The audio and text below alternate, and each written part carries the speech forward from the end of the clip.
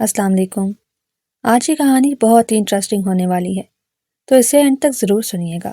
اور ہاں، جانے سے پہلے کمنٹس میں اپنی رائے کا اظہار ضرور کیجیے گا۔ تو چلیے کہانی شروع کرتے ہیں۔ حدید عالم کو حویلی میں داخل ہوتا ہوا دیکھ کر امارہ کی دھڑکنوں کی رفتار تیز ہو گئی۔ وہ شہزادوں جیسی شان رکھنے والا شخص جب بھی اس کے سامنے آتا تھا، امارہ کی حالت غیر ہونے لگتی تھی۔ آج بھی حدید عالم بہت ہینڈسم لگ رہا تھا۔ بلیک کلر کے شلوار قمیض اور بلیک کلر کی ہی شال کندھوں پر ڈالے، مونچھوں کو تاؤ دیتا ہوا وہ سب کو نظر انداز کرتا دادا جان کے پہلو میں جا کر بیٹھ گیا۔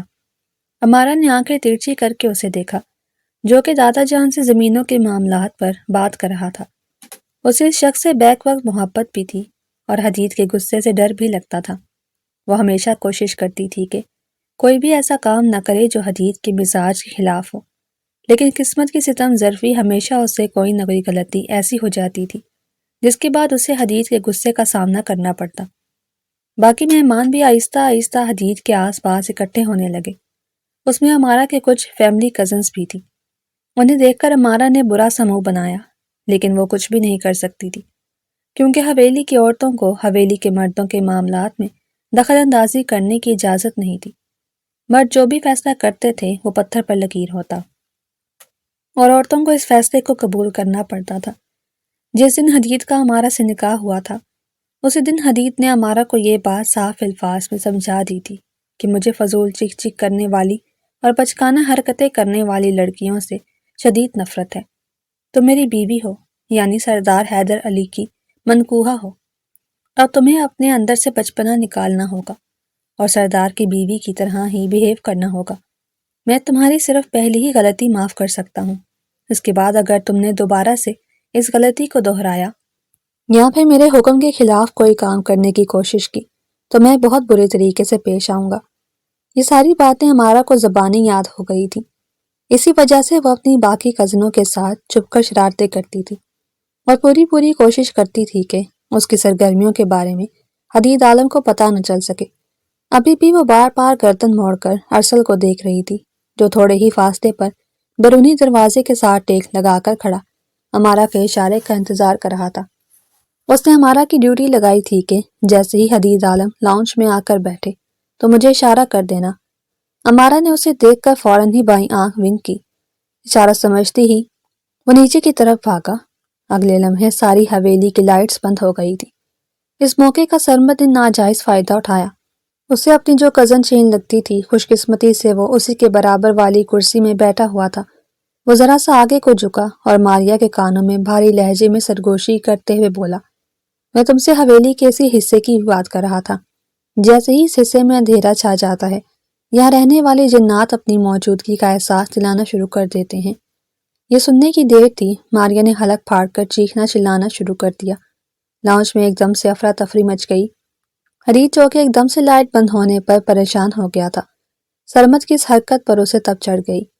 اس نے اونچی آواز میں سرمد کو پکارا، لیکن اندھیرا ہونے کی وجہ سے وہ فوراً سے ہی سائڈ سے ہو کر باہر نکل گیا۔ یہ پارٹی حدید کے سردار بننے کی خوشی میں رکھی گئی تھی، چونکہ اس کی اپنے باقی کزنز کے ساتھ نہیں بنتی تھی، اور وہ ہمیشہ اپنے کزنز پر حکم چلا کے ان پر اپنا بڑا ہونے کا روب جھاڑتا تھا۔ اسی وجہ سے سب کزنوں نے مل کر فیصلہ کیا تھا کہ وہ پارٹی کے رنگ میں بھنگ ڈالیں گے، اور اپنے اس مقصد میں وہ کافی حد تک کامیاب بھی ہو گئے تھے۔ تھوڑی ہی دیر میں وہاں پر سب لوگوں نے اپنے اپنے موبائل کی لائٹس آن کر دیں۔ ہمارا بھی موقع پا کر وہاں سے اٹھ کر کچن کی طرف جا رہی تھی، کیونکہ اس کا موبائل کچن میں پڑا تھا۔ اچانک ہی اس کا پاؤں کسی بھاری چیز سے جا کر ٹکرایا۔ اس سے پہلے کہ وہ زمین پوس ہوتی، کسی نے اسے اپنی مہربان باہوں میں پکڑ کر سنبھال لیا۔ وہ اس سب کے لیے بالکل بھی تیار نہیں تھی۔ خوف اور حیا کی وجہ سے اس کے گال تپنے لگے اور حالت بھی خراب ہونے لگی تھی۔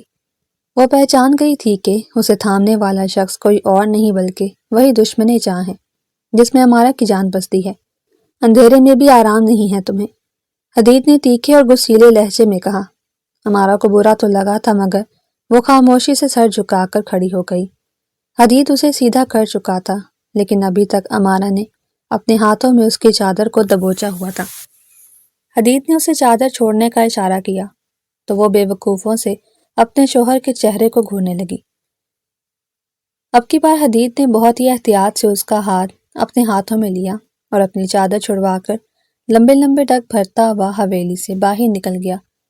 ہمارا پیچھے ہی کھڑی رہ گئی تھی اور اپنی سانسیں بحال کرنے کی کوشش کر رہی تھی، لیکن جیسے ہی حدید حویلی کے اندرونی حصے سے باہر نکلا، ہمارا کو شدت سے اپنے رول کا اندازہ ہوا۔ ارسل نے اس کی ڈیوٹی لگائی تھی کہ اس نے ہر حال میں حدید کو لاؤنج کے اندر 15 منٹ کے لیے روکنا ہے، تب تک وہ گھر کے ٹرانسفارمر کی ساری تاروں کو ناکارہ کر دیں گے، جس سے پوری رات بجلی واپس آنے کا کوئی امکان نہیں ہوگا اور پارٹی کا بیڑا غرق ہو جائے گا۔ ہمارا چلاتے ہوئے حدید کے پیچھے بھاگی۔ میری بات سنے سردار جی۔ حدید اپنی ہی دھن میں چلتا جا رہا تھا۔ اس کا دماغ اسی چیز میں ہی الجھا ہوا تھا کہ اچانک سے لائٹ بند کیسے ہو گئی۔ اسی دوران وہ مردان خانے میں داخل ہو چکا تھا۔ اچانک ہی کسی نے اس کی بازو کو اپنے ہاتھوں کی گرفت میں لیا۔ حدید نے حد سے گردن پھیر کر دیکھا تو وہ لڑکی اس کے پہلو میں ہی کھڑی تھی۔ بھاگنے کی وجہ سے اس کی سانسیں پھولی ہوئی تھیں اور چہرہ بھی لال ہو گیا تھا۔ وہ سردار جی، مجھے آپ سے بہت ہی ضروری بات کرنی تھی۔ امارا نے اپنی پھولی ہوئی سانسوں کے درمیان بمشکل اپنی بات مکمل کی، جبکہ حدید کو اس کی حرکت پر شدید غصہ آ رہا تھا۔ اس نے ایک جھٹکے سے امارا کے ہاتھوں سے اپنی بازو چھڑوائی اور اس کی آنکھوں میں دیکھ کر گراتے ہوئے بولا، مردان خانے میں کیا کر رہی ہو؟ میں نے تمہیں 1000 بار سمجھایا ہے کہ عورتوں کو یہاں پر آنے کی اجازت نہیں ہے۔ تمہیں میری ایک بھی بات سمجھ میں کیوں نہیں آتی؟ تم اس قدر ڈھیٹ اور خودسر کیوں ہو؟ سمجھا چکا ہوں میں تمہیں کہ اس طرح کی لڑکیوں سے مجھے شدید نفرت ہے۔ ہمارا کو بالکل بھی امید نہیں تھی کہ وہ اس قدر غصہ کرے گا۔ ہمارا کی آنکھوں میں بے بسی کے مارے آنسو آ گئے۔ وہ تو بس اپنی ڈیوٹی پوری کر رہی تھی۔ اسے کہاں پتا تھا کہ اس کی یہ حرکت حدید کو سخت تیش دلا دے گی۔ وہ سردار جی، ہمارا نے بولنے کی کوشش کی، لیکن آنسوؤں کا گولا اس کے حلق میں اٹک گیا۔ اب کیا وہ کر رہی ہو؟ یہاں سے اپنی شکل گم کر دو۔ 2 دن تک مجھے اپنی شکل مت دکھانا۔ اگلے پل وہ اسے بغیر کسی ٹھوس وجہ کے سزا دے چکا تھا، اور ہمارا جانتی تھی کہ 2 دن شکل نہ دکھانے کا کیا مطلب ہے۔ اب 2 دن تک اسے اپنے کمرے میں بند رہنا تھا۔ وہ بے بسی سے سر جھکا کر کھڑی ہو گئی۔ اسی وقت ہی حدید کو اپنے نام کی پکار سنائی دی۔ تیمور خان، جو کہ حدید سے ایک اہم معاملے پر بات چیت کرنے کے لیے آیا تھا، حویلی کو اندھیرے میں ڈوبا ہوا دیکھ کر اس کا ارادہ وہاں سے واپس پلٹنے کا تھا، لیکن اندر سے آتی ہوئی حدید کی آواز سن کر اس کے قدم نہ چاہتے ہوئے بھی آگے کی طرف بڑھنے لگے۔ ایک اجنبی شخص کو وہاں پر دیکھ کر ہمارا غیر محسوس انداز میں حدید کے پیچھے جا کر چھپ گئی، جبکہ تیمور اس وقت تک ہمارا کے نقوش کو حفظ کر چکا تھا۔ تھوڑی تھوڑی چاند کی روشنی میں ہمارا کا چہرہ بے حد حسین لگ رہا تھا۔ وہ آسمان سے اتری ہوئی پری معلوم ہو رہی تھی۔ ایک تو وہ حسین ہی اتنی تھی، اور دوسرا اس قدر معصوم کہ دیکھنے والے کی آنکھیں اس پر ٹھہر جاتی۔ حدید نے تیمور کی نظروں کی تپش اور زاویے کو محسوس کیا تو اس کا غصہ لاوے کی طرح ابلنے لگا۔ اس نے ہلکی سی گردن پھیری اور ہمارا کے کانوں میں جھکتا ہوا 2 ٹوک لہجے میں بولا، اپنے کمرے میں جاؤ، میں رات میں آ کر تم سے اس بارے میں بات کرتا ہوں۔ اپنے کمرے کا دروازہ بند نہیں کرنا۔ وہ اس کے گالوں کو تھپکتا ہوا اسے وہاں سے جانے کا اشارہ کرنے لگا۔ ہمارا بھی تب تک اپنے چہرے کو چھپا چکی تھی۔ وہ فوراً سے بھاگتی ہوئی زنان خانے میں آ گئی۔ اس کی حالت کافی زیادہ خراب ہو چکی تھی۔ خوف کی وجہ سے اسے سانس لینا مشکل ہو رہا تھا۔ وہ 15 منٹ تک حدید کو باہر روکنے میں کامیاب ہو گئی تھی، لیکن اس دوران وہ اپنے پاؤں پر کلہاڑی مار چکی تھی۔ اپنا موبائل ڈھونڈ کر وہ فوراً سے اپنے کمرے کی طرف بھاگی۔ سب سے پہلے اس نے کمرے کا دروازہ لاک کیا۔ چاہے کچھ بھی ہو جائے، میں دروازہ نہیں کھولوں گی۔ اگر انہوں نے زیادتی یا پھر مجھے دھمکی دی تو میں دادی جان سے جا کر ان کی شکایت لگا دوں گی۔ بس بہت ہو گیا۔ میں نہ ان کی زر خرید غلام ہوں اور نہ ہی میں ان کی ملازمہ ہوں جو وہ میرے ساتھ اس طرح کا سلوک کریں گے۔ وہ اپنے آپ کو سمجھا رہی تھی یا پھر تسلی دے رہی تھی۔ وہ خود بھی یہ سمجھ نہیں پائی۔ اسے صرف اتنا پتا تھا کہ فی الحال اسے اس شخص سے شدید خوف محسوس ہو رہا ہے۔ دوسری طرف حدید تیمور کے عین سامنے جا کر کھڑا ہو گیا اور اس کی آنکھوں میں آنکھیں ڈال کر گراتے ہوئے بولا، تو میرے گھر میں مہمان بن کر آئے ہو، اسی وجہ سے میں تمہاری یہ گستاخی معاف کر رہا ہوں، لیکن اگر دوبارہ کبھی تم نے میری عورت کو ان نظروں سے دیکھنے کی کوشش کی تو مجھ سے برا کوئی نہیں ہوگا۔ تمہارا وہ حشر کروں گا کہ مرتے دم تک پورے گاؤں کے لیے تم عبرت کا نشان بن جاؤ گے۔ حدید اسے اپنی باتوں سے بہت کچھ بابر کرا چکا تھا۔ تیمور نے بے ساختہ تھوک نگلا۔ اس نے کچھ کہنے کی کوشش کی لیکن الفاظ منہ میں ہی دم توڑ گئے تھے۔ وہ کوئی چھوٹا موٹا انسان نہیں تھا بلکہ وہ خود بھی ایک بہت بڑا سردار تھا۔ حدید کے سامنے اس کی سرداری کسی کام کی نہیں ہوتی تھی۔ تیمور نے غصے سے اپنی مٹھی بھینچی اور حدید کے ہی انداز میں بولا، اگر تمہیں اپنی عورتوں کی اتنی ہی فکر ہے اور ان پر دوسرے مردوں کی نگاہیں برداشت نہیں ہوتی تو انہیں اپنی حویلی کے اندر چھپا کر رکھا کرو۔ تیمور کا پارا ایک دم سے غصے سے ہائی ہو گیا تھا۔ وہ الٹے قدموں حویلی سے باہر نکل گیا۔ حدید کافی دیر تک اس کی پشت کو گھورتا رہا۔ اس کے جانے کے بعد حدید نے بے چینی سے اپنی پیشانی کو مسلا۔ اس کا رخ حویلی کے بیسمنٹ کی طرف تھا جہاں پر ٹرانسفارمر کا کنیکشن موجود تھا۔ ارسل صاحب ابھی تک ان تاروں کے ساتھ ہی الجھے ہوئے تھے جن کو وہ یوٹیوب کی مدد سے بند کرنے کا ارادہ رکھتے تھے، لیکن ابھی تک ایک بھی تار اسے ویسی ہی نظر نہیں آئی تھی جیسے یوٹیوب کی ویڈیو میں دکھایا جا رہا تھا۔ بہت اچھی کوشش ہے تم لوگوں کی۔ وہ اور نور اسی کام میں مصروف تھے کہ اچانک سے پیچھے سے آنے والی حدید کی آواز سن کر نور چونک گئی اور ارسل سے مخاطب ہوتے ہوئے بولی، قسم سے حدید بھائی سے اتنا ڈر لگ رہا ہے کہ یہاں پر بھی مجھے ان کی آوازیں سنائی دے رہی ہیں۔ ارسل چونکہ اپنے کام میں حد سے زیادہ مصروف تھا، اسی وجہ سے اسے حدید کی آواز بھی سنائی نہ دی۔ وہ لاپرواہی کا اظہار کرتے ہوئے بولا، تم اس کی ٹینشن نہ لو، اس کو اس کی بیوی نے کنٹرول میں کر کے رکھا ہوگا۔ میں نے اسی وجہ سے یہ ذمہ داری اپنی امارہ کی لگائی تھی۔ مجھے پتا تھا کہ وہ بہت اچھے طریقے سے یہ ذمہ داری پوری کرے گی۔ یہ سننے کی دیر تھی کہ حدید کو امارہ پر نئے سرے سے غصہ آنے لگا۔ اس نے اپنی مٹھی بھینچی اور آگے بڑھ کر ارسل کو کندھے سے پکڑ کر اپنی جانب موڑا۔ حدید کو اپنے سامنے کھڑا دیکھ کر ارسل نے زوردار چیخ ماری۔ اس کو چلاتا ہوا دیکھ کر نور بھی چلانے لگی، خاموش ہو جا، پاگل تو نہیں ہو گئے ہو؟ حدید حلق کے بل دھاڑا تو ارسل ڈرامائی انداز میں ڈرنے کی ایکٹنگ کرتے ہوئے بولا، بھائی قسم سے آپ نے تو میری جان ہی لے لی، بھلا کوئی ننھی سی جان پر اتنا بڑا ظلم کرتا ہے کیا؟ اس کی نوٹنکی عروج پر تھی۔ تم لوگ مجھے یہ بتاؤ کہ یہ سب کچھ کیا ہے؟ حدید نے دانت کچکچاتے ہوئے کہا، بھائی یہ تو بیسمنٹ ہے اور یہ آپ کے سامنے ٹرانسفارمر ہے۔ آپ کے بالکل قریب میں کھڑا ہوں اور آپ کی دائیں جانب نور۔ ارے نور کہاں پر چلی گئی؟ ارسل نے اپنے ہونٹوں پر زبان پھیرتے ہوئے بے چینی سے کہا، کیونکہ نور موقع پاتے ہی وہاں سے فرار ہو گئی تھی۔ ارسل کے ساتھ جینے مرنے کی جو اس نے قسمیں کھائی ہوئی تھیں، ان قسموں کو بھی وہ حدید کے خوف سے بھول گئی۔ مسٹر ارسل، مجھے لگا تھا کہ تم میں عقل نام کی تھوڑی سی چیز ہے، لیکن آج تم نے مجھے یہ یقین دلا دیا ہے کہ تم بھی عقل سے پیدل ہو۔ تمہارے ساتھ جو بھی لوگ ملے ہوئے تھے، مجھے ان کا نام بتاؤ۔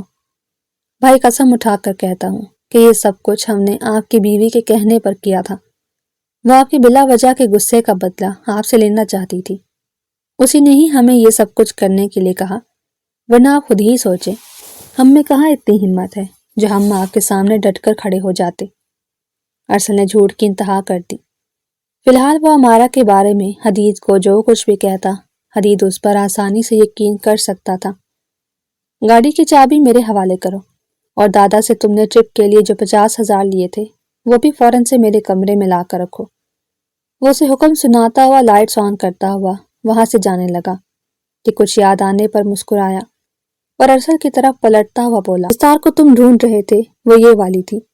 فزکس میں 4 سال ضائع تو کر لیے ہیں، اگر ان 4 سالوں میں تھوڑا سا دماغ استعمال کر لیتے تو آج تمہیں ان مشکلات کا سامنا نہ کرنا پڑتا اور پکڑے بغیر ہی اپنا کام بھی مکمل کر لیتے۔ خیر اب یہاں سے نکلنے والا کام کرو۔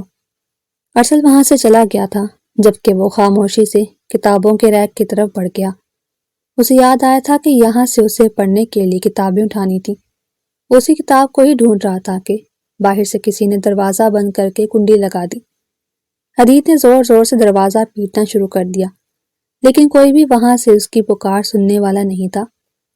حویلی کے سب لوگ لائٹ واپس آنے کی خوشی میں جھوم رہے تھے جبکہ ارسل اسے بیسمنٹ میں قید کرتا ہوا ایک بار پھر سے اپنے کزنوں کی طرف بڑھ گیا۔ اسے ہمارا کہیں بھی نظر نہیں آئی تھی۔ اس نے نور سے پوچھا تو وہ کندھے اچکاتے ہوئے کہنے لگی، ہو سکتا ہے کہ حدید بھائی نے اسے ذلیل کیا ہو، تم تو جانتے ہو اس کی عادت کو، ذرا سا کوئی ڈانٹ دے تو فوراً سے منہ بنا کر اپنے کمرے میں ناراض ہو کر بیٹھ جاتی ہے، لیکن بیچاری اسے منانے کے لیے کوئی بھی نہیں جاتا۔ نور کے لہجے میں اس کے لیے نفرت تھی۔ ارسل کو یہ محسوس ہوا تو اسے برا بھی لگا۔ امارا اس کی فیورٹ کزن تھی، اسے وہ معصوم سی لڑکی بے حد اچھی لگتی تھی۔ اس کی ایک بڑی وجہ یہ بھی تھی کہ جب بھی کبھی وہ پھنستا تھا تو سارا الزام امارا پر لگا دیتا، اور وہ بیچاری کچھ بھی نہیں کہتی تھی، بس خاموشی سے ڈانٹ سن لیتی۔ دوسری طرف ماریا نے امارا کو جا کر یہ بات بتا دی کہ ارسل نے بھائی کو بیسمنٹ میں بند کر دیا ہے، ہم صبح کسی ملازم سے کہہ کر دروازہ کھلوا دیں گے، اور بعد میں ہم سب ہی مکر جائیں گے کہ ہم نے ایسا نہیں کیا۔ وہ بہت زیادہ ایکسائٹڈ نظر آ رہی تھی۔ امارا کا دل بھی پرسکون ہو گیا کہ چلو اس طرح سے اس کی اس جلاد سے جان چھوٹ جائے گی۔ وہ سونے کے لیے لیٹ گئی۔ تھوڑی ہی دیر میں وہ نیند کی گہری وادیوں میں چلی گئی۔ رات تقریباً 2 بجے کا وقت تھا جب اس کے کمرے کے دروازے پر دستک ہوئی۔ اس نے اپنے کانوں پر تکیہ رکھا اور دوسری طرف کروٹ بدل دی، لیکن دستک مسلسل ہو رہی تھی۔ وہ جھنجھلاتے ہوئے اٹھی۔ اسے لگ رہا تھا کہ ماریا آئی ہے، کیونکہ اکثر ہی آدھی رات کے وقت ماریا کو اپنے کمرے میں ڈر لگتا تھا تو وہ بھاگتی ہوئی امارا کے پاس آ جاتی۔ اس وقت امارا نے یہ سوچا ہی نہیں تھا کہ سامنے وہی دشمن جاں ہو سکتا ہے جس کے قید ہونے کی وہ خوشیاں منا رہی تھی۔ جیسے ہی اس نے دروازہ کھولا، حدید تیزی سے کمرے میں داخل ہوا۔ اگلے ہی پل وہ اسے دونوں بازوؤں سے اپنے قابو میں کرتا ہوا زور سے دیوار کے ساتھ لگا چکا تھا۔ امارا کی نیند بھگ سے اڑ گئی اور اس کی آنکھیں خوف سے پھیلی ہوئی تھیں۔ حدید اسے کھا جانے والی نظروں سے دیکھ رہا تھا۔ وہ دھان پان سی لڑکی اس کی گرفت میں کانچ گڑیا معلوم ہو رہی تھی۔ امارا کو اپنی بازو پر اس کی سخت گرفت کا احساس ہوا تو تکلیف کے مارے تو اس کی آنکھوں میں آنسو آ گئے۔ خبردار جو تم نے یہ رونے والی نوٹنکی کی، ورنہ تمہاری سزا بڑھا دوں گا۔ وہ اس کے کانوں میں جھکتا ایک ایک لفظ کو چباتے ہوئے بولا۔ امارا اس کی سانسوں کی تپش اپنی گردن پر محسوس کر کے بن پانی کی مچھلی طرح تڑپنے لگی۔ پلیز مجھے چھوڑ دیں، میں نے کچھ بھی نہیں کیا ہے، بے بسی کے مارے امارا نے روتے ہوئے کہا۔ تم نے ایک بار پھر سے میرے حکم کی خلاف ورزی کی ہے چھوٹی لڑکی۔ اب کی بار حدید اس کی دونوں بازوؤں کو آزاد کر کے اس کے نزدیک ہو کر کھڑا ہو گیا۔ امارا کے لیے اس کی قربت میں سانس لینا مشکل ہو رہا تھا۔ ایک طرف وہ اس شخص سے محبت کا اعتراف کرتی تھی اور دوسری طرف اس کی ذات، اس کی ذرا سی قربت پر وہ بے حال ہو جاتی۔ ابھی بھی اس کا چہرہ شرم اور حیا کے مارے لال تھا، پلکیں جھکی ہوئی تھیں اور جسم خوف کی وجہ سے کانپ رہا تھا۔ وہ اس کی ایک ایک حرکت کو نوٹ کرتا دل ہی دل میں محظوظ ہو رہا تھا۔ تو تم ہی تھی جس نے باقی کزنز کے ساتھ مل کر یہ فیصلہ کیا تھا کہ وہ میری پارٹی کو سپوائل کریں۔ حدید ایک ایک لفظ کو چباتے ہوئے بولا۔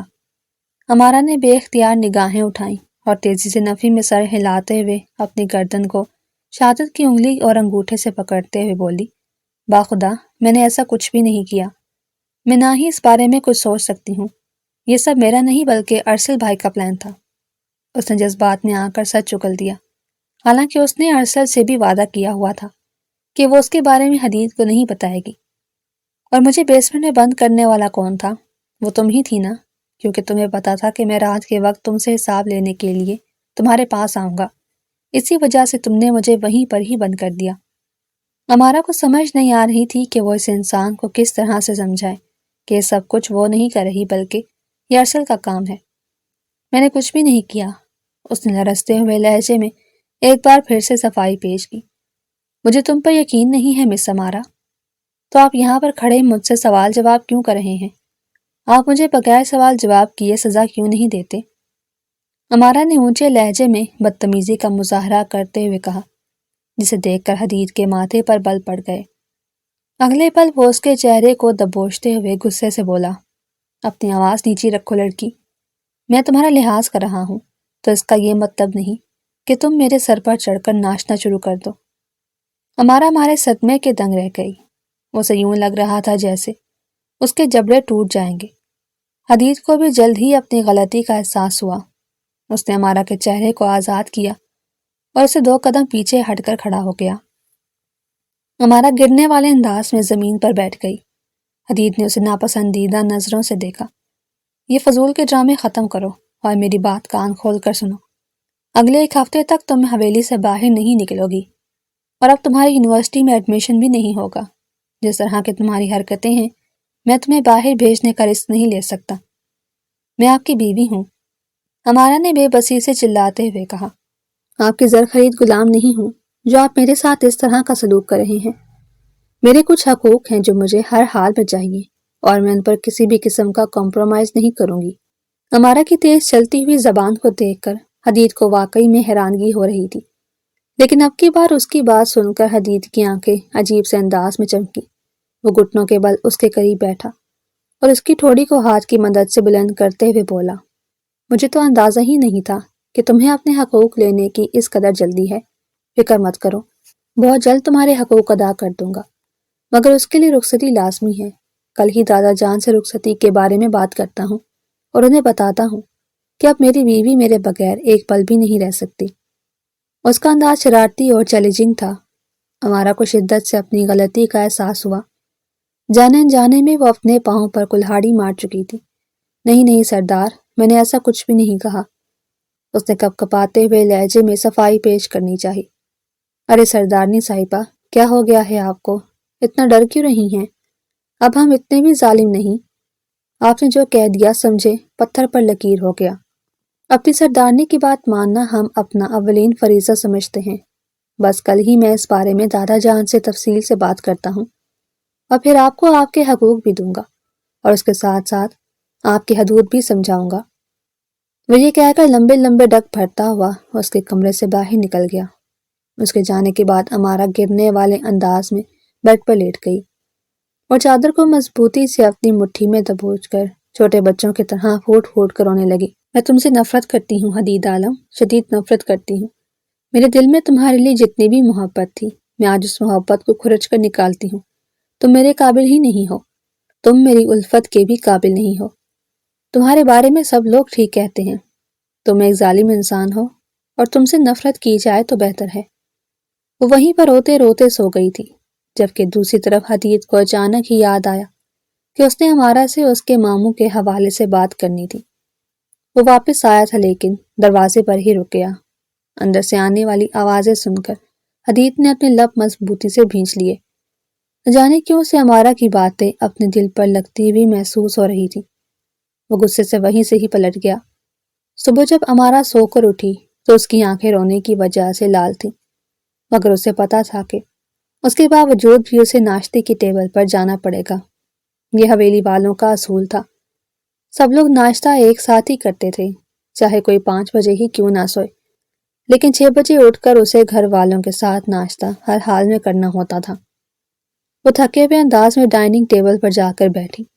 آمنہ بیگم جو کہ حدید کی امی تھی، انہوں نے اس کی خاموشی محسوس کی تو فوراً سے بولی، کیا ہوا ہے ہمارا بیٹا؟ چپ چپ کیوں ہو؟ طبیعت تو ٹھیک ہے تمہاری؟ جی جی امی، میں بالکل ٹھیک ہوں، اس نے لرزتے ہوئے لہجے میں جواب دیا اور پھر سے اپنی پلیٹ پر جھک گئی۔ اس دوران حدید نے کنکھیوں سے امارا کو دیکھا جس کی آنکھیں شب خوابی کی گواہی دے رہی تھی۔ حدید کا دل ایک لمحے کے لیے مرجھایا اور اسے اپنی غلطی کا احساس ہوا، لیکن اگلے ہی پل اس نے اپنے دل کو پھر سے پتھر کا بنا لیا۔ وہ ایک سردار تھا، بس یہی سوچ اسے جھکنے نہیں دیتی تھی۔ ہمارا بیٹا، تم نے اپنے ایڈمیشن کا کیا کیا؟ ساری یونیورسٹیز کے ایڈمیشن تقریباً بند ہو رہے ہیں۔ تایا جان نے گفتگو میں حصہ لیا تو ہمارا دھیمے لہجے میں بولی، مجھے یونیورسٹی میں نہیں پڑھنا تایا جان، میں آگے اپنی اسٹڈی کنٹینیو نہیں کرنا چاہتی۔ یہ سن کر حدید چونک گیا۔ اسے تو لگ رہا تھا کہ وہ لڑکی کھل کر اپنی پسند کا اظہار کرے گی اور حدید کو نیچے دکھانے کی اور اسے یہ ثابت کرنے کی کوشش کرے گی کہ حدید کے انکار کرنے سے کچھ بھی نہیں ہوتا، وہ اپنی منمانی کر سکتی ہے، لیکن نمارا نے صاف انکار کر دیا تھا۔ ارے بیٹا، ایک دم سے کیا ہو گیا؟ تم تو یونیورسٹی جانے کے لیے بہت زیادہ ایکسائٹیڈ تھی، کیا کوئی مسئلہ ہوا ہے؟ تایا جان نے اسے جانچتی ہوئی نظروں سے دیکھتے ہوئے کہا تو وہ پھیکے سے انداز سے مسکراتی ہوئی بولی، مجھے لگتا ہے کہ میں اس قابل ہی نہیں ہوں کہ میں آگے پڑھ سکوں۔ یہ کس نے کہہ دیا تم سے؟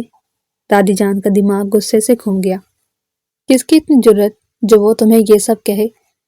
دادی جانتی تھی کہ امارا کبھی بھی اپنے بارے میں اس طرح کی باتیں نہیں کہتی، ضرور کسی نے اسے ہرٹ کیا ہے، اوپر سے امارا کی حالت بھی ایسی تھی۔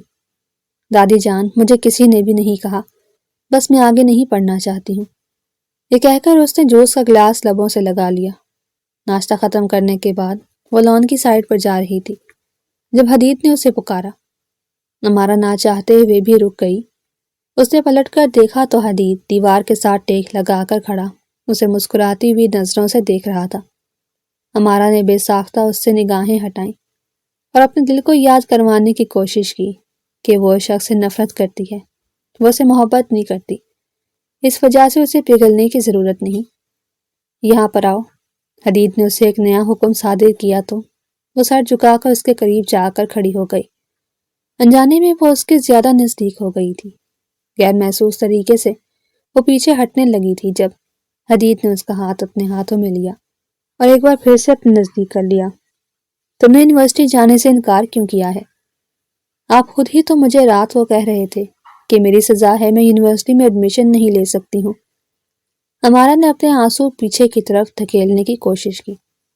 تم تو یوں کہہ رہی ہو جیسے پہلے بھی تم میری ساری باتیں مانتی رہی ہو، حدید طنزیہ انداز سے بولا تو امارا نے تڑپ کر سر اٹھایا۔ میں نے کب آپ کی بات کو نظر انداز کیا ہے سردار صاحب؟ میں کب آپ کے حکم کے خلاف گئی ہوں؟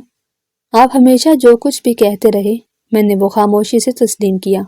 اوہ، یہ میں کہہ کسے رہی ہوں جس کے سینے میں دل کی بجائے پتھر دھڑکتا ہے؟ مس امارا، اپنی زبان سنبھال کر بات کرو۔ تم جلدی اپنی اوقات بھول جاتی ہو اور یہ بہت ہی غلط بات ہے۔ جب میرے سامنے ہوتی ہو تو بہت ہی سوچ سمجھ کر الفاظ کا چناؤ کیا کرو، کیونکہ تمہیں کچھ پتہ نہیں ہے کہ کب تمہارے الفاظ مجھے ناگوار گزریں اور میں وہ کرنے پر مجبور ہو جاؤں جو میں کبھی کرنا نہیں چاہتا۔ خیر، میں یہاں پر تمہارے ساتھ ہمدردی کرنے کے لیے آیا تھا، لیکن تم ہمدردی کیے جانے کے بھی قابل نہیں ہو۔ حدید کا دماغ فوراً ہی گھوم جاتا تھا، اسے ذرا ذرا سی بات پر غصہ دلا دیتی تھی اور یہی چیز امارا کو تنگ کرتی تھی۔ وہ اکثر ہی سوچتی تھی کہ وہ کیسے اس شخص کے ساتھ گزارا کرے گی جو حد سے زیادہ خود پسند تھا اور جس میں برداشت نام کی چیز نہیں تھی۔ اگلے ہی پل وہ لمبے لمبے ڈگ بھرتا ہوا ڈیرے پر جانے کے لیے حویلی سے باہر نکل گیا اور امارا بے بسی سے اس کی پشت کو گھورتی رہ گئی۔ دادا جان، آپ کو یہ فیصلہ نہیں کرنا چاہیے تھا۔ میں ان کے قابل نہیں ہوں اور نہ ہی میں کبھی ان کے قابل بن سکتی ہوں۔ مجھے اب ساری زندگی گھٹ گھٹ کر گزارنی ہوگی۔ وہ چاہتی تھی کہ حدید اسے ویسے ہی محبت دے اور اس کے ساتھ اسی طرح سے ہی پیش آئے جس طرح سے اس کی باقی کزنوں کے منگیتر ان کے ساتھ محبت سے پیش آتے تھے، لیکن حدید کی ڈکشنری میں محبت نام کا لفظ ہی نہیں تھا، اور اگر لفظ موجود بھی تھا تو اسے ایکسپریس کرنا نہیں آتا تھا۔ وہ نہیں جانتا تھا کہ اپنے جذبات کا اظہار کس طرح سے کرنا ہے، کیونکہ بچپن سے لے کر اب تک اس نے صرف سرداری کے بارے میں ہی سنا تھا اور سرداری کو ہی سب کچھ سمجھا تھا۔ بقول امارا کے اس سنگ دل انسان کو کبھی بھی کسی سے محبت نہیں ہو سکتی تھی، اور یہی چیز امارا کے دل پر کوڑے برساتی تھی۔ رات کا وقت تھا، سب لوگ کھانے سے فری ہو کر باہر لان میں خوش کپیوں میں مصروف تھے، جبکہ کزنوں نے باہر اپنی ٹولی بنائی ہوئی تھی اور بادشاہ وزیر کھیل رہے تھے۔ ہمارا بیچاری ہر بار ہی اپنے تاثرات کی وجہ سے پھنس جاتی تھی اور پکڑی جاتی۔ اس کے تقریباً 15 انڈے لگ چکے تھے۔ اسے جھنجھلاتے ہوئے پرچی پھاڑ کر پھینک دی۔ میں اندر جا رہی ہوں، مجھے تم لوگوں کے ساتھ یہ فضول گیم نہیں کھیلنی، تم سب لوگ میرے ساتھ چیٹنگ کرتے ہو۔ وہ باقاعدہ رونے والی ہو رہی تھی۔ ارسل فوراً سے بولا، ٹھیک ہے، ہم اب یہ گیم کھیل بھی نہیں رہے، اب ہم بیڈمنٹن کھیلیں گے۔ اس بارے میں تمہارا کیا خیال ہے؟ قسم سے بہت مزہ آئے گا۔ امارا کی بھی آنکھیں چمک پڑی، اسے بھی بیڈمنٹن بہت پسند تھا، لیکن اس نے آنکھیں ترچھی کر کے اپنے شوہر کے کمرے کی کھڑکی پر ایک نظر ڈالی۔ کھڑکیاں بند تھیں اور کمرے کی لائٹ بھی آف تھی۔ اس نے اپنے دل کو تسلی دی کہ اس کا شوہر سو چکا ہوگا، اسی وجہ سے اسے ڈرنے کی ضرورت نہیں۔ حدید نے اسے اپنے میل کزنز کے ساتھ بیڈمنٹن کھیلنے سے منع کیا ہوا تھا۔ اسے سب کچھ پسند نہیں تھا، جبکہ امارا کو یہ گیم بہت اچھی لگتی تھی۔ ارسل اور سرمد نور اور ندا ماریا کے بغیر کوئی بھی گیم نہیں کھیلتا تھا۔ لان میں 2 ٹیمز بن چکی تھی، ایک طرف ماریا اور امارا تھی، دوسری طرف سرمد اور ارسل تھے۔ یکدم ہی لان میں شور اٹھا۔ سردار حدید، جو کہ ابھی تھوڑی دیر پہلے ہی ڈیرے سے واپس آیا تھا اور فریش ہو کر شیشے کے سامنے کھڑا بال بنا رہا تھا، باہر سے آتا ہوا شور سن کر اس کے ماتھے پر بل پڑ گئے۔ وہ چھوٹے چھوٹے قدم اٹھاتا ہوا اپنے کمرے کی بالکنی میں جا کر کھڑا ہو گیا۔ جیسے اس کی نیچے نظر پڑی اس کا خون جوش مارنے لگا۔ غیرت بھی ایک دم ہی جاگ گئی۔ اس کی بیوی دوپٹہ سائڈ پر باندھے کھلے ہوئے بالوں کے ساتھ ارسل اور سرمد کے ساتھ بیڈمنٹن کھیل رہی تھی۔ یہ اس کے لیے کسی بھی طور پر قابل قبول نہیں تھا۔ وہ تیزی سے سیڑھیاں اترتا ہوا نیچے گیا۔ اگلے ہی پل پر مارا کا ہاتھ پکڑ کر اسے ایک جھٹکے سے اپنی جانب کھینچ چکا تھا۔ وہ اپنے توازن برقرار نہ رکھ پائی اور زور سے حدید کے سینے کے ساتھ جا کر لگی۔ اس کو یوں لگ رہا تھا جیسے اس کا سر کسی فولادی چیز سے جا ٹکرایا۔ درد بھری سسکی اس کے لبوں سے نکلی۔ اس نے نگاہیں اٹھائی تو سامنے ہی وہی جلاد کھڑا اسے کھا جانے والی نظروں سے دیکھ رہا تھا۔ یہ سب کچھ کیا ہے؟ وہ ایک ایک لفظ کو چباتے ہوئے بولا۔ امارا نے خوف سے تھوک نکلا۔ ارسل آگے بڑھا۔ کیا ہو گیا ہے بھائی؟ کیوں غصہ کر رہے ہیں آپ؟ ہم سب اپنے ہی ہیں۔ اس میں اتنا اوور ریئیکٹ کرنے والی کیا ضرورت ہے؟ ارسل کو اس کا انداز ٹھیک نہیں لگا۔ تم اپنی اوقات میں رہو، میں فی الحال اپنی بیوی سے بات کر رہا ہوں۔ اگر آپ کو اپنی بیوی سے بات کرنی ہے تو اپنے کمرے میں جا کر کریں، یہاں پر ہماری گیم خراب نہ کریں۔ ارسل نے ایک ایک لفظ پر زور ڈالتے ہوئے کہا تو وہ امارا کا بازو چھوڑ کر ارسل کی طرف بڑھنے لگا۔ تم آخر اپنے آپ کو سمجھتے کیا ہو؟ بھائی میں جیسا بھی ہوں لیکن کم از کم آپ کی طرح خود سر اور خود پرست نہیں ہوں، جس کے سینے میں پتھر موجود ہے اور جسے دوسروں کے جذبات سے کوئی فرق ہی نہیں پڑتا۔ وہ لڑکی جس قدر معصوم ہے اور جتنا آپ کو خوش کرنے کی کوشش میں لگی رہتی ہے، آپ اتنا ہی اس کے دل کو تکلیف پہنچاتے ہیں۔ کبھی کبھار تو مجھے لگتا ہے کہ آپ اس کے قابل تھے ہی نہیں۔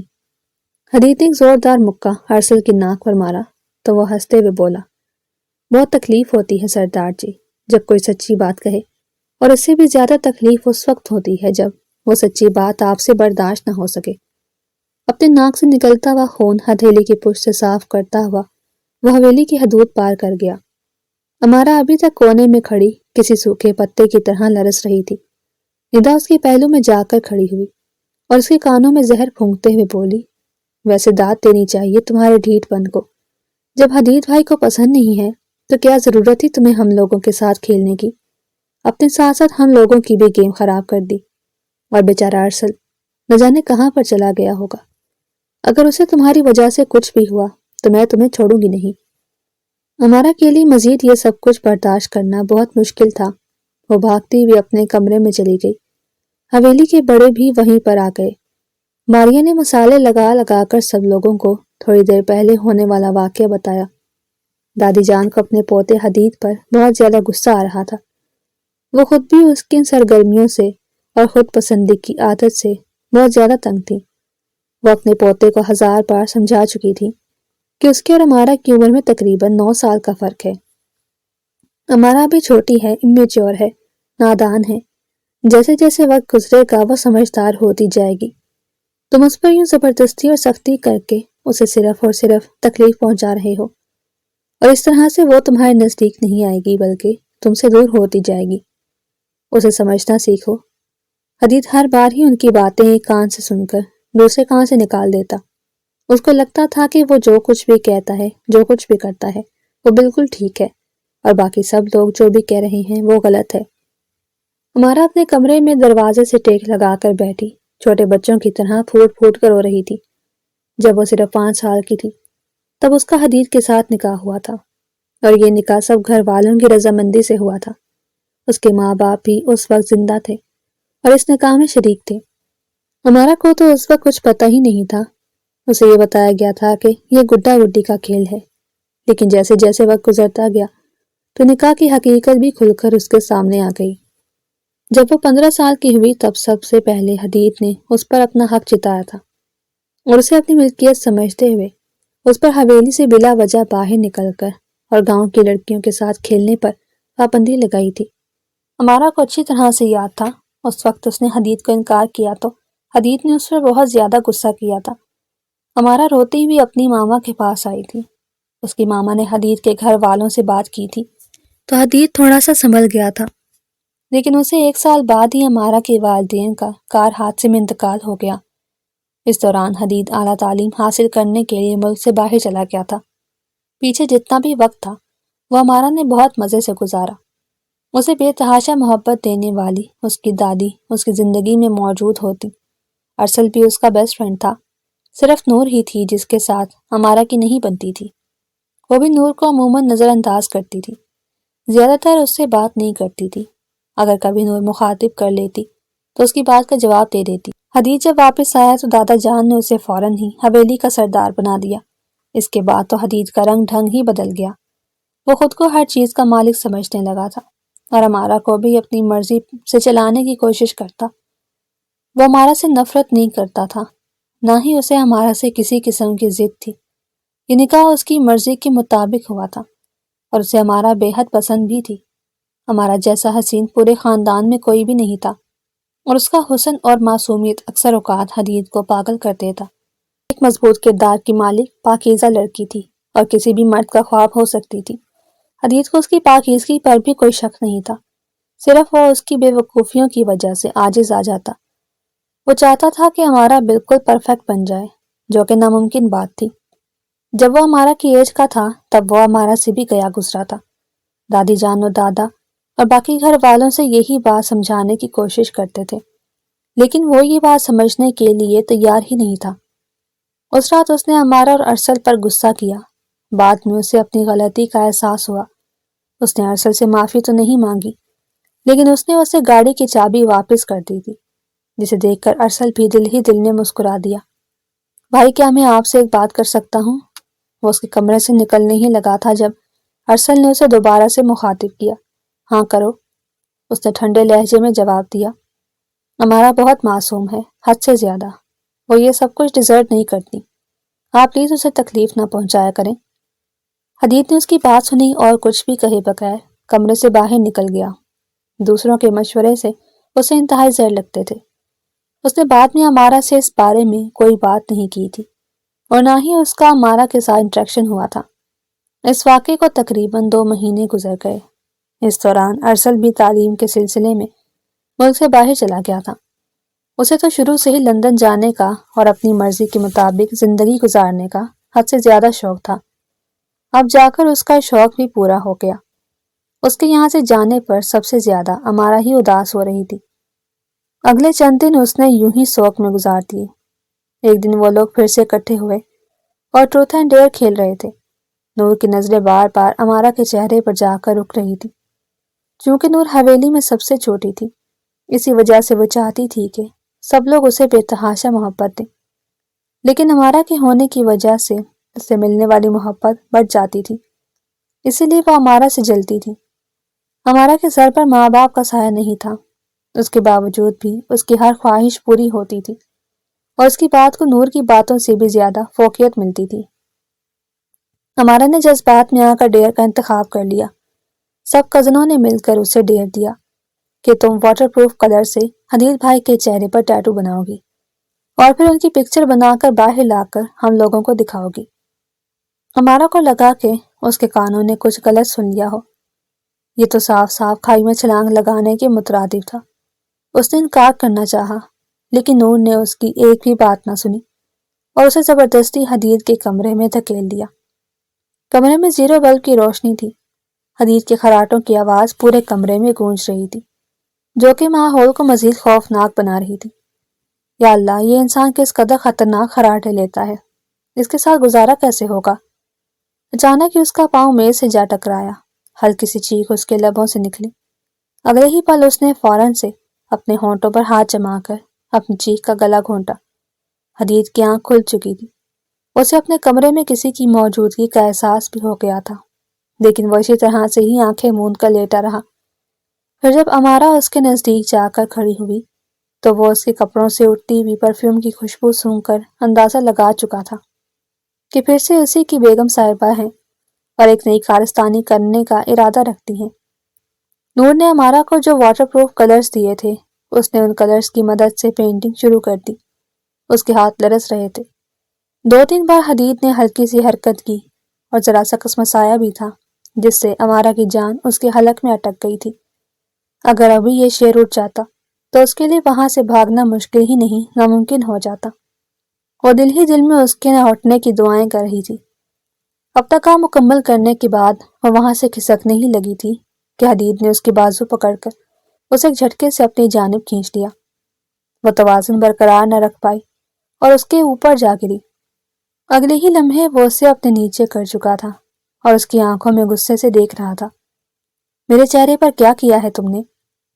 وہ ایک ایک لفظ کو چباتے ہوئے بولا۔ میں نے کچھ بھی نہیں کیا، میں تو ابھی تھوڑی ہی دیر پہلے یہاں پر آئی تھی، آپ کے چہرے پر کچھ نشان بنا ہوا تھا۔ ہمارا نے صاف جھوٹ بولا۔ مجھے جھوٹ بولنے والے لوگوں سے شدید نفرت ہے، اور یہ بات میں تمہیں پہلے بھی سمجھا چکا ہوں۔ جب تم میرے کمرے میں آئی تھی تبھی مجھے پتہ چل گیا۔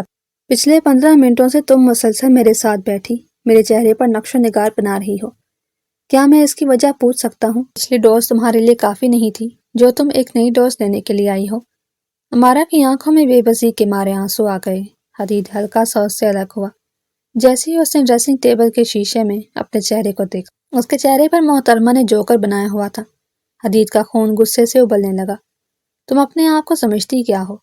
اس نے مضبوطی سے امارا کی بازو دبوچی۔ میں نے یہ سب کچھ جان بوجھ کر نہیں کیا۔ جہاں تک مجھے لگتا ہے کہ کوئی بھی تمہارے سر پر بندوق لے کر کھڑا نہیں تھا۔ مجھے نور نے ڈیر دیا تھا۔ وہ اس کی بات کو نظر انداز کرتے ہوئے کانپتے ہوئے لہجے میں بولی، اور تم ڈیر پورا کرنے کے لیے چلی آئی۔ تم سے بڑی بے وقوف لڑکی میں نے اپنی ساری زندگی میں نہیں دیکھی۔ چلو اب یہ میرے چہرے سے ہٹاؤ۔ جب تک یہ نہیں اترے گا تب تک تم میرے کمرے میں ہی رہو گی اور میری گستاخیوں کو برداشت کرو گی۔ وہ اسی کانوں میں جھکتا ایک بار پھر سے اس کی روح کو فنا کر گیا۔ کیا مطلب ہے آپ کا؟ کون سی گستاخیاں؟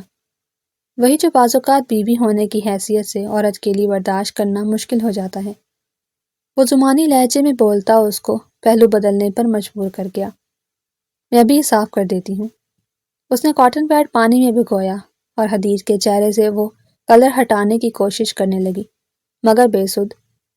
کافی دیر کوششوں کے بعد وہ بے بسی سے حدید کے چہرے کو گھورنے لگی۔ مس، آپ ناکام ہو گئی ہیں، اب اپنی سزا سننے کے لیے تیار ہو جاؤ۔ مجھے ہر بار تمہیں یہ بات باور کروانے کی کوشش کرنی پڑتی ہے کہ تم ایک سردارنی ہو اور میرے حکم کی پابند ہو۔ اس سے پہلے کہ وہ مزید کچھ کہتا، امارا پھٹ پڑی۔ اب اس کے صبر کا پیمانہ جواب دے گیا تھا۔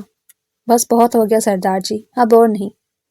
امارا نے اپنے آنسو پوچھنے کی کوشش بھی نہیں کی جو اس کے سرکالوں پر مسلسل بہہ رہے تھے۔ آپ کو لگتا ہے کہ آپ کی ناراضگی، آپ کا غصہ اور آپ کے احکامات ہی اس حویلی کا مرکز ہیں؟ کیا کبھی آپ نے سوچا ہے کہ اس نکاح کے بوجھ تلے میں کتنا دب چکی ہوں؟ 5 سال کی عمر میں میری زندگی کا فیصلہ کر دیا گیا تھا، اور تب سے لے کر آج تک میں صرف آپ کی پسند بننے کی کوشش کر رہی ہوں۔ میں نے اپنے کھلونے چھوڑے، اپنا بچپن چھوڑا، اپنی سہیلیوں کے ساتھ ہنسنا چھوڑا، صرف اس لیے کہ حدید عالم کو چیخ چیخ پسند نہیں ہے۔ حدید نے کچھ کہنے کے لیے لب کھولے مگر ہمارا نے ہاتھ کے اشارے سے اسے روک دیا۔ وہ آج رکنے والی نہیں تھی۔ آپ میری پہلی غلطی معاف کرنے کا احسان جتاتے ہیں، لیکن کیا آپ نے کبھی اپنی ایک بھی غلطی تسلیم کی؟ آپ کو ارسل بھائی کے ساتھ میرا کھیلنا برا لگا، آپ کو میرا ہنسنا برا لگتا ہے، یہاں تک کہ میرا سانس لینا بھی شاید آپ کے مزاج پر گراں گزرتا ہے۔ میں نے تو اس ٹرپ کا بھی سوچا تھا کہ شاید حویلی سے باہر ہم ایک عام میاں بیوی کی طرح وقت گزار سکیں گے، جہاں نہ سرداری ہو اور نہ کوئی پابندی، لیکن آپ نے تو میری یونیورسٹی جانے کے خواب کو بھی میری سزا بنا دیا۔ میں کوئی زر خرید غلام نہیں ہوں حدید عالم، میں ایک جیتی جاگتی انسان ہوں جس کے اندر جذبات ہیں، جس کا دل دکھتا ہے۔ ہمارا کا لہجہ شدت جذبات سے کانپ رہا تھا۔ آپ کی ذات، آپ کی انا اور آپ کی سرداری، یہ سب نے میری محبت کو مار دیا ہے۔ میں نے اس شخص سے محبت کی تھی جسے میں اپنا محافظ سمجھتی تھی، لیکن آپ تو میرے خوابوں کے قاتل بن گئے۔ ہمارا کے ایک ایک لفظ نے حدید کے اس پتھر دل پر ہتھوڑے کی طرح ضرب لگائی۔ اسے پہلی بار احساس ہوا کہ وہ جسے اصول پسندی سمجھ رہا تھا وہ دراصل اس کی خود غرضی تھی۔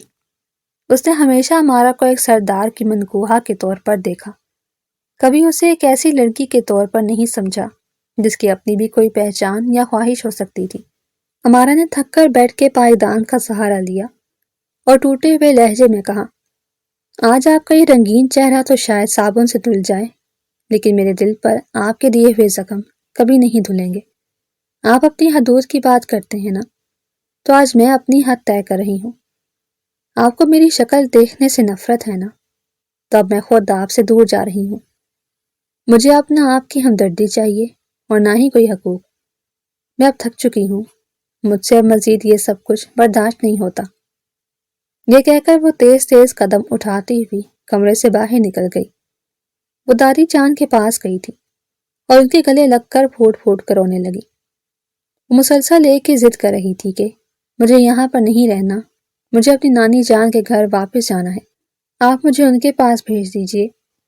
دادی نے اسے سمجھانے کی کوشش کی لیکن وہ سننے کے لیے تیار ہی نہیں تھی۔ دوسری طرف حدید کو شدت سے اپنی غلطی کا احساس ہوا۔ اس نے صابن سے چہرہ دھونے کی کوشش کی جو کہ آسانی سے دھل گیا۔ پوری رات ہی وہ اپنے اوپر غور فکر کرتا رہا۔ اسے امارہ کی ہر بات سچ معلوم ہو رہی تھی۔ دادا جان بھی اکثر اسے سمجھاتے تھے کہ تم سردار صرف اور صرف حویلی سے باہر ہوتے ہو اور اس وقت ہوتے ہو جب تمہیں صحیح اور غلط کا فیصلہ کرنا ہوتا ہے۔ گھر میں سرداری نہیں چلتی، اپنی بیوی کے ساتھ تمہارا ایک شوہر کی حیثیت سے ہی کنیکشن ہونا چاہیے۔ بار بار اس پر اپنی سرداری کا روب جھاڑ کر تم اسے خود سے دور کر دو گے۔ وہ ابھی چھوٹی ہے، تمہیں اسے سمجھنے کی ضرورت ہے۔ اسے بار بار دھتکار کر اس کے دل کو تکلیف نہ پہنچاؤ۔ حدید نے سوچا تھا کہ وہ صبح اسے تفصیل سے بات کرے گا، لیکن اگلی صبح اسے پتہ چلا کہ محترمہ حویلی چھوڑ کر چلی گئی ہیں۔ اس کا دماغ ایک بار پھر سے غصے سے گھوما۔ دادا جان نے اس بار اسے ڈانٹ کر خاموش کروا دیا اور اسے دو ٹوک انداز میں سمجھا دیا کہ میں بالکل بھی اسے لینے کے لیے نہیں جاؤں گا۔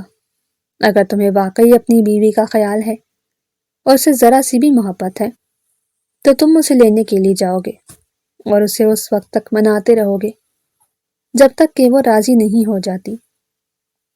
حدید نے آج سے پہلے کبھی بھی کسی کو سوری نہیں کہا تھا، منانا تو بہت دور کی بات تھی۔ اسے یہ کام انتہائی مشکل لگ رہا تھا۔ 2 دن تو یوں ہی خاموشی سے گزر گئے، لیکن تیسرے دن اسے امارہ کی یاد ستانے لگی۔ اسے امارہ کا چہرہ دیکھنے کی عادت ہو گئی تھی، اور جہاں تک اس کی چھوٹی موٹی شرارتوں کا سوال تھا تب اسے وہ سب کچھ بھی یاد آنے لگا۔ ہمت کرتے ہوئے وہ امارہ کو لینے کے لیے گیا، لیکن امارہ نے صاف انکار کر دیا۔ اسے برا تو لگا تھا لیکن اب وہ اتنی آسانی سے ہار ماننے والوں میں سے نہیں تھا۔ وہ جانتا تھا کہ جتنی تکلیف اس نے امارہ کو دی ہے یہ سب کچھ اس تکلیف کے سامنے کچھ بھی نہیں ہے۔ اگلے 3 مہینوں تک وہ امارہ کے ماموں کے گھر کے چکر لگاتا رہا، اور پھر امارہ نے بالآخر حدید سے بات کرنے کا فیصلہ کیا۔ حدید نے اسے ہر طرح سے گارنٹی دی تھی کہ اب وہ کبھی بھی اس کی آنکھ میں آنسو نہیں آنے دے گا۔ اس نے امارہ کو اس بات کی بھی یقین دہانی کروائی کہ وہ سرداری کا نشہ اپنے سر سے اتار کر پھینک چکا ہے، اور امارہ کی غیر موجودگی میں اسے اس چیز کا بھی احساس ہو گیا ہے کہ وہ اسے بے تحاشا محبت کرتا ہے اور اس کے بغیر نہیں رہ سکتا۔ اور یہ بات واقعی سچ تھی۔